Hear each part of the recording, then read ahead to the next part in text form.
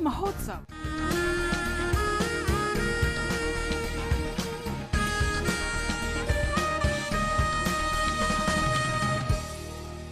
आजादी का सफर आकाशवाणी के संग। भारत का शानदार स्वाधीनता संघर्ष आधुनिक विश्व के महानतम संघर्षों में से एक है। आकाशवाणी से हम आपके लिए प्रतिदिन ला रहे हैं इस शानदार संघर्ष की झलक।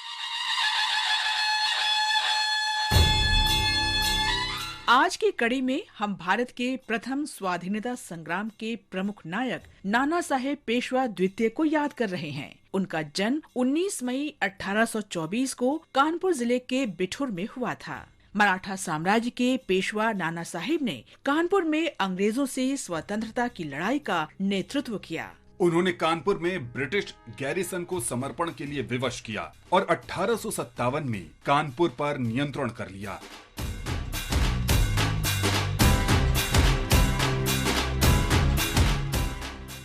जन्म के समय नाना साहेब का नाम नाना गोविंद ढोंडू पंत रखा गया। नाना और उनके भाई को पेशवा बाजीराव द्वितीय ने गोद लिया था क्योंकि उनकी कोई संतान नहीं थी। नाना साहेब तात्या टोपे और झांसी की रानी लक्ष्मीबाई के साथ बड़े हुए। पेशवा बाजीराव की मृत्यु के बाद अंग्रेजों ने अगला पेशवा बनने का नाना साहेब का दावा मानने से इनकार कर दिया। नाना साहेब ने ब्रिटिश सरकार के समक्ष अपना पक्ष रखने के लिए 1853 में अपने दूत अजीमुल्लाह खान को इंग्लैंड भेजा, लेकिन अजीमुल्लाह खान ब्रिटिश सरकार को पेंशन फिर शुरू करने के लिए नहीं मना सके।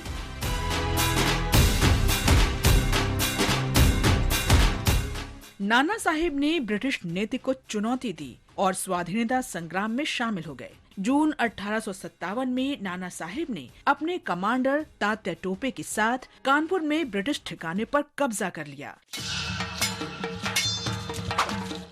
लेकिन एक महीने में ही अंग्रेजों ने नाना साहेब की सेना को हरा दिया और कानपुर पर पुनः कब्जा कर लिया। अंग्रेजों ने नाना साहेब को पकड़ने का प्रयास किया, लेकिन असफल रहे। स्वतंत्रता के प्रथम संग्राम के दमन के बाद माना जाता है कि नाना साहेब नेपाल चले गए। ये मालूम नहीं है कि उनका निधन कब, कहां और कैसे हुआ, लेकिन नाना साहेब का साहस आज भी क्षेत्र के लोगों को प्रेरित करता है। इस महान भारतीय स्वाधीनता सेनानी को नमन।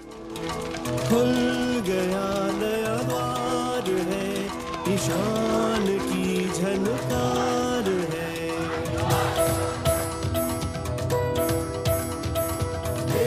सलामी आसमां, आसमां में धार है। आज हम क्रांतिकारी स्वाधीनता सेनानी पूर्ण तालुकदार को श्रद्धांजलि अर्पित कर रहे हैं। उन्होंने चटगांव क्रांतिकारी आंदोलन में भाग लिया था। चटगांव मालखाने पर हमले के बाद ब्रिटिश सेना और पुलिस संबंधित क्रांतिकारियों को पकड़ने का प्रयास कर रही थी। उन्होंने 19 मई 1930 को पूर्ण तालुकदार के घर को घेर लिया। माना जा रहा था कि वहां कुछ क्रांतिकारी छिपे हैं। 3 लोगों ने वहां से निकलने का प्रयास किया, लेकिन उनमें से 2 गोलीबारी में वीर गति को प्राप्त हुए। उनमें से एक मकान मालिक पूर्ण तालुकदार थे। इस महान देशभक्त को नमन। रघुपति राघव राजा राम, पतित पावन सीताराम, ईश्वर अल्लाह तेरो नाम। आज हम स्वाधीनता सेनानी विट्ठल दास वल्लभ दास चंदन को भी श्रद्धांजलि अर्पित कर रहे हैं। उनका निधन 19 मई 1930 को हुआ था। वे महाराष्ट्र के वडाला के निवासी थे। उन्होंने 1930 में सविनय अवज्ञा आंदोलन में हिस्सा लिया था। కొంతమంది సొంత పేరు కాదుర గాంధీ, ఊరికొక్క వీధి పేరు కాదుర గాంధీ। विट्ठल दास 19 मई 1930 को मुंबई के एस्प्लेनेड मैदान में सविनय अवज्ञा आंदोलन के दौरान जनसभा में शामिल हुए थे।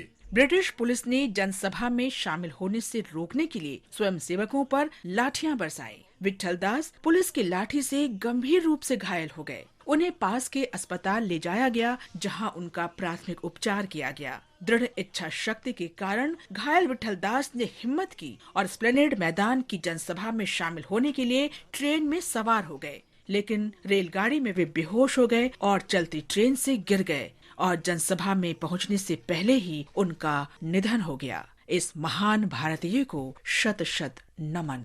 जागी जागी है धरती सारी और जागा जागा है अंबर, जागी जागी है नदियां सारी और जागा जागा है सागर। जागो हम शहीद गुलाब खान को भी श्रद्धांजलि अर्पित कर रहे हैं। उन्होंने 1857 में भारत के प्रथम स्वाधीनता संग्राम में भाग लिया था। कंपनी की सेना ने गुलाब खान को पकड़ लिया और उन पर ब्रिटिश साम्राज्य से बगावत करने का आरोप लगाया। 1857 को गुलाब खान को आजीवन निष्कासन और बेड़ियों में सश्रम कारावास की सजा दी गई। शहीद गुलाब खान को हमारा नमन। आज बस इतना ही। आजादी का सफर आकाशवाणी के संग। कल फिर मिलेंगे नई कड़ी के साथ।